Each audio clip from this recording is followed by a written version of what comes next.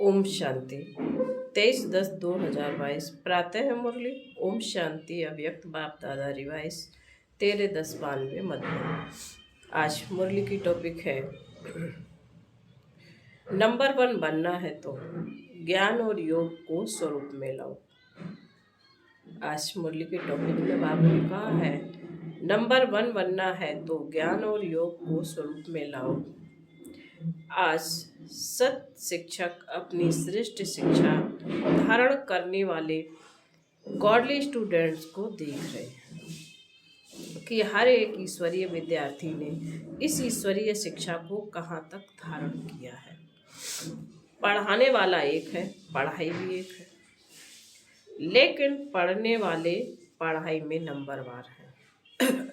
हर रोज का पाठ मुरली द्वारा हर स्थान पर एक ही सुनते हैं, अर्थात एक ही पाठ पढ़ते हैं। मुरली अर्थात पाठ हर स्थान पर एक ही होता है। डेट का फर्क हो सकता है, लेकिन मुरली वही होती है। फिर भी नंबरवार क्यों? नंबर किसके लिए होते हैं? क्योंकि इस ईश्वरीय पढ़ाई पढ़ने की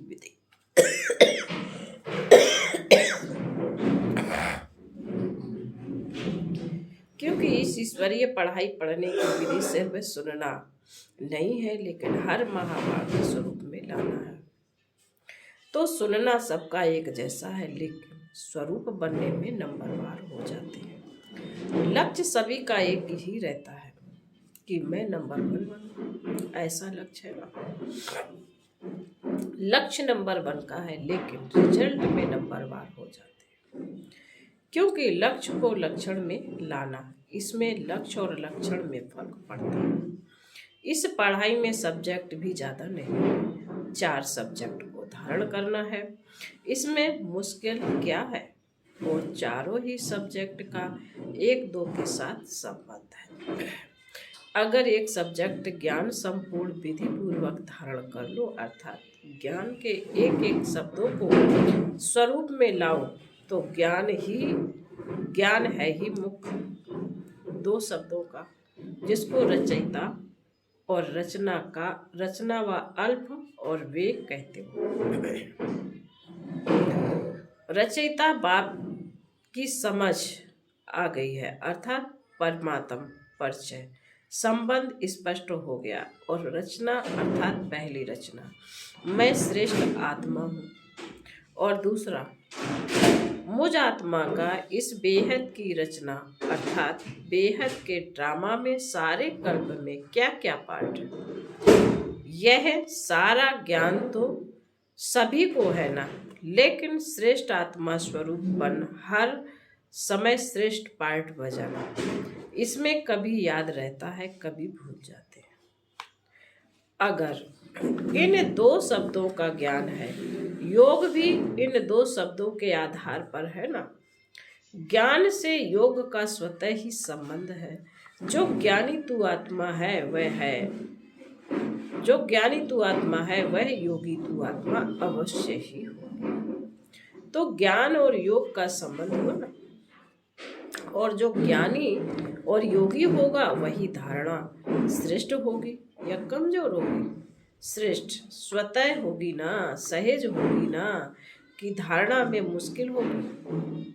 जो ज्ञानी तू आत्मा, योगी तू आत्मा है, वह धारणा में कमजोर हो सकता है? नहीं, होते तो हैं, तो ज्ञान योग नहीं है।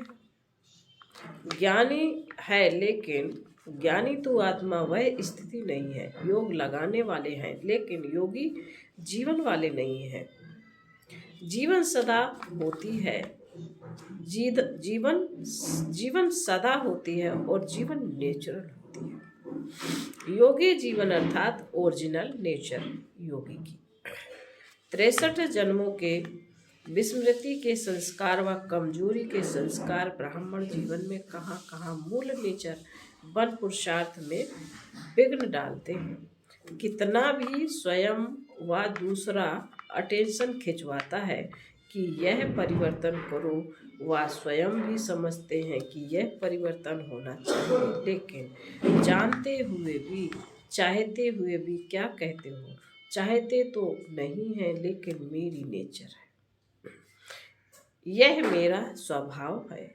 यह तो नेचर नेचुरल हो गई है ना। किसके बोल में व व्यवहार में?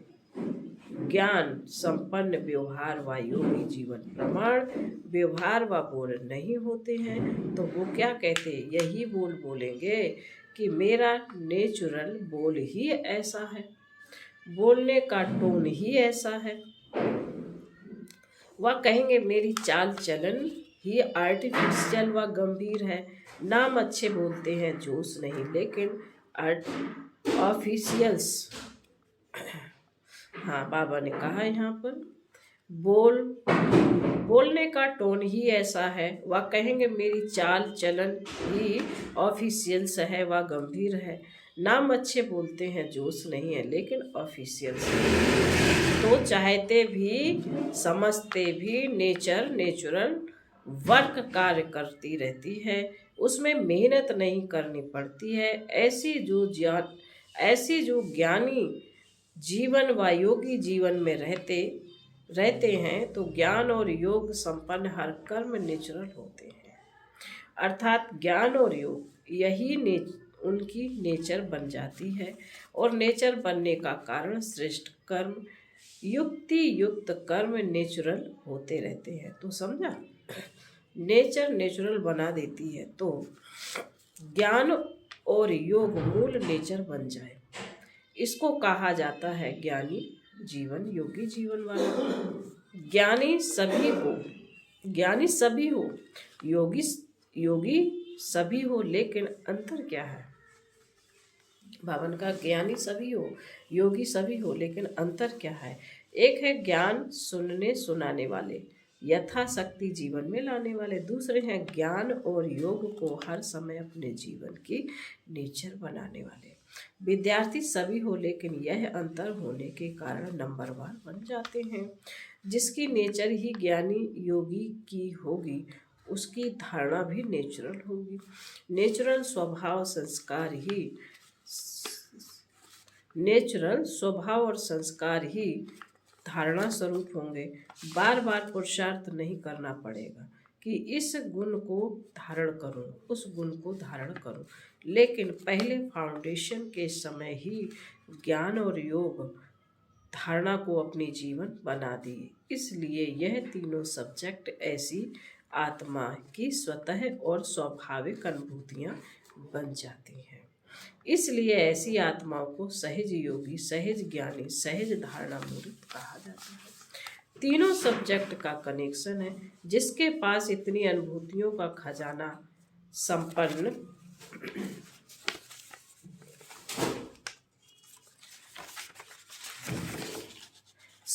होगा, ऐसी संपन्न मूर्तियां स्वतः ही मास्टर दाता बन जाती हैं। दाता अर्थात सेवाधारी, दाता के बिना रह नहीं सकता।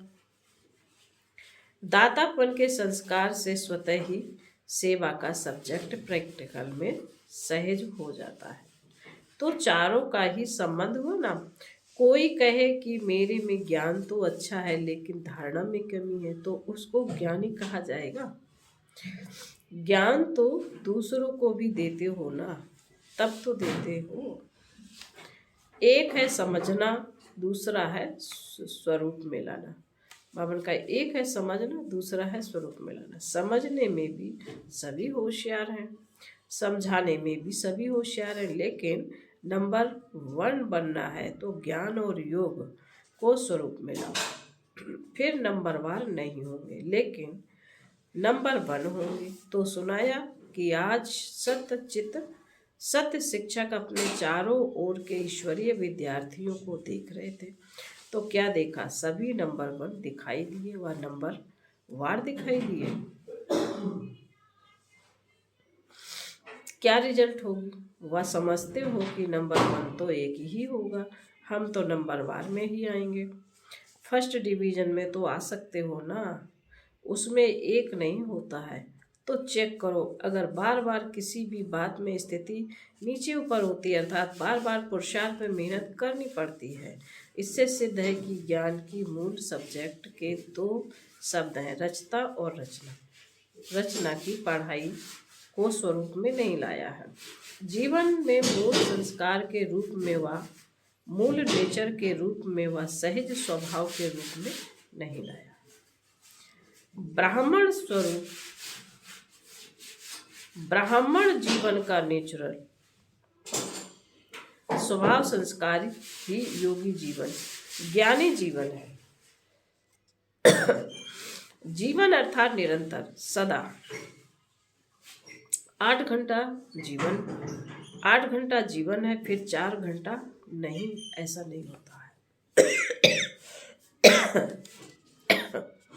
आज 10 घंटे के योगी बने, आज 12 घंटे के योगी बने, आज 2 घंटे के योगी बने, वो योग लगाने वाले योगी हैं, योगी जीवन वाले योगी नहीं है। विशेष संगठन रूप में इसलिए बैठते हो कि सर्व के योग की शक्ति से वायुमंडल द्वारा कमजोर पुरुषार्थियों को और विश्व की सर्वात्माओं को योग शक्ति द्वारा परिवर्तन करें, इसलिए वह भी आवश्यक है। इसलिए योग में नहीं बैठते हो कि अपना ही टूटा हुआ योग लगाते रहो। संगठित शक्ति यह भी सेवा के निमित्त है, लेकिन योग भट्टी इसलिए नहीं रखते कि मेरा कनेक्शन फिर से जुट जाए। अगर कमजोर हो तो इसलिए बैठते हो, और योगी तू आत्मा हो तो मास्टर सर्वशक्तिवान बन, मास्टर विश्व कल्याणकारी बन, सर्व को सहयोग देने की सेवा करते हो। तो पढ़ाई अर्थात स्वरूप बनना। अच्छा,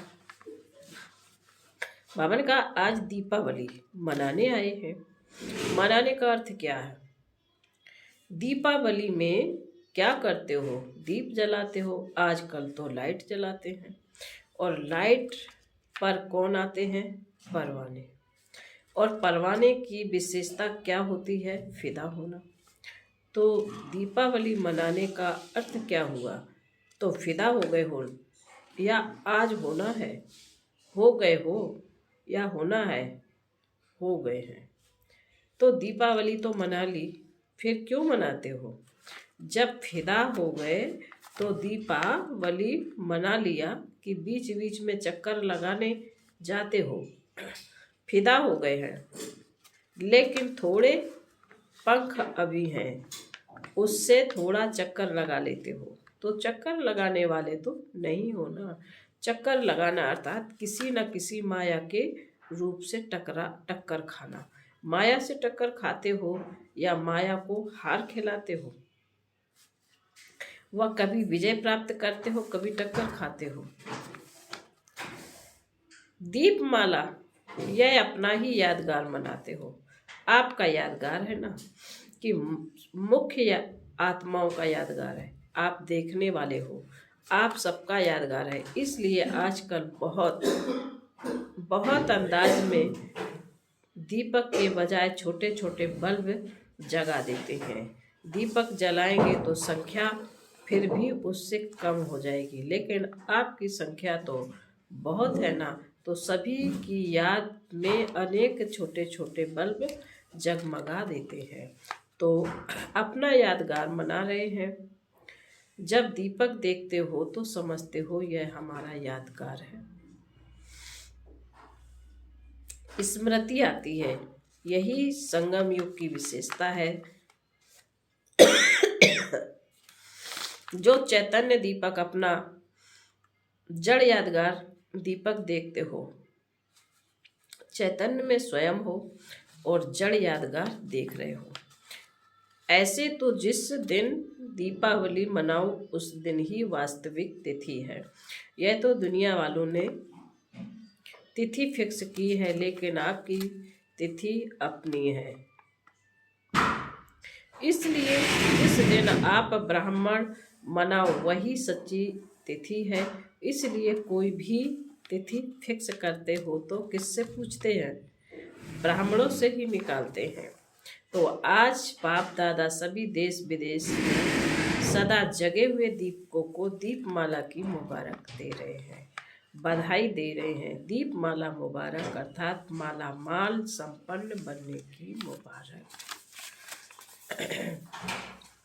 ऐसे सदा जागती ज्योति सदा स्वयं प्रकाश स्वरूप बन अनेकों का अंधकार मिटाने वाले सच्चे दीपक सदा चारों ही सब्जेक्ट को साथ साथ जीवन में लाने वाले सर्व सब्जेक्ट में नंबर 1 के लक्ष्य को लक्षण में लाने वाले ऐसे ज्ञानी तू आत्माएं, योगी तू आत्माएं, दिव्य गुण स्वरूप आत्माएं, निरंतर सेवाधारी श्रेष्ठ विश्व कल्याणकारी आत्माओं को बाप दादा का याद प्यार और नमस्ते। हम रूहानी बच्चों की रूहानी माता पिता बाप दादा को याद प्यार और नमस्ते। ओम शांति। अव्यक्त बाप दादा की पर्सनल मुलाकात। खुश नसीब वह जिसके चेहरे और चलन से सदा खुशी की झलक दिखाई दे। आप सभी अपने को सदा खुश नसीब आत्माएं समझते हो। खुश नसीब आत्माओं की निशानी क्या हो? उनके चेहरे और चलन से सदा खुशी की झलक दिखाई दे। चाहे कोई भी स्थूल कार्य कर रहे हो, साधारण काम कर रहे हो, लेकिन हर कर्म करते खुशी की झलक दिखाई पड़े। इसको कहते हैं निरंतर खुशी में मन नाचता रहे। ऐसे सदा रहते हो या कभी बहुत खुश रहते हो, कभी कम। खुशी का खजाना अपना खजाना हो गया, तो अपना खजाना सदा साथ रहेगा ना, या कभी कभी रहेगा? बाप के खजाने को अपना खजाना बनाया है या भूल जाता है? अपना खजाना, अपनी स्थूल चीज तो याद रहती है ना। वह खजाना आंखों से दिखाई देता है, लेकिन यह खजाना आंखों से नहीं दिखाई देता। दिल से अनुभव करते हो तो अनुभव वाली बात कभी भूलती है क्या? तो सदा यह स्मृति में रखो कि हम खुशी के खजाने के मालिक हैं। जितना याद रहेगा उतना नशा रहेगा, तो यह रूहानी नशा औरों को भी अनुभव कराएगा कि इनके पास कुछ है। माताओं को सारा समय क्या याद रहता है? सिर्फ बाप याद रहता है या और कुछ भी याद रहता है? वर्षे की तो खुशी दिखाई देगी ना। जब ब्राह्मण जीवन के लिए संसार ही एक बाप है, तो संसार के सिवाय और क्या याद आए? सदा दिल में अपने श्रेष्ठ भाग्य के गीत गाते रहो। ऐसा श्रेष्ठ भाग्य सारे कल्प में प्राप्त होगा, जो सारे कल्प में अभी प्राप्त होता है। तो अभी की खुशी, अभी का नशा सबसे श्रेष्ठ है। तो माताओं को और कोई संबंधी याद आते हैं? कोई संबंध में ऊपर नीचे हो तो मोह जाता है। मोह सारा खत्म हो गया। जो कुछ कहते हैं, कुछ भी हो जाए, मेरे को मोह नहीं आएगा, वो हाथ उठाए। अच्छा, मोह का पेपर भले आवे, पांडव तो नष्टो मोह है ना। व्यवहार में कुछ ऊपर नीचे हो जाए, फिर नष्टो मोह है। अभी भी बीच बीच में माया पेपर लेती है ना, तो उसमें पास होते हो, या जब माया आती है तब थोड़ा ढीले हो जाते हो। तो सदा खुशी के गीत गाते रहो। समझा? कुछ भी चला जाए लेकिन खुशी ना जाए। चाहे किसी भी रूप में माया आए, लेकिन खुशी ना जाए। ऐसे खुश रहने वाले ही सदा खुश नसीब है। बाबा बोले अच्छा, अभी आंध्रा और कर्नाटक वालों को कौन सी कमाल करनी है? ऐसी कोई भी आत्मा वंचित नहीं रह जाए, हर एक को संदेश देना है। जहां भी रहते हो सर्व आत्माओं को संदेश मिलना चाहिए। जितना संदेश देंगे उतनी खुशी बढ़ती जाएगी। फिर बाबा बोले अच्छा, वरदान है उमंग उत्साह के आधार पर सदा उड़ती कला का अनुभव करने वाले हिम्मतवान भव। उड़ती कला का अनुभव करने के लिए हिम्मत और उमंग उत्साह के पंख चाहिए। किसी भी कार्य में सफलता प्राप्त करने के लिए उमंग उत्साह बहुत जरूरी है। अगर उमंग उत्साह नहीं तो कार्य सफल नहीं हो सकता, क्योंकि उमंग उत्साह नहीं तो थकावट होगी और थका हुआ कभी सफल नहीं होगा। इसलिए हिम्मतवान बन उमंग और उत्साह के आधार पर उड़ते रहो तो मंजिल पर पहुंच जाएंगे। स्लोगन है दुआएं दो दुआएं लो, दुआएं दो दुआएं लो, यही श्रेष्ठ पुरुषार्थ है। ओम शांति।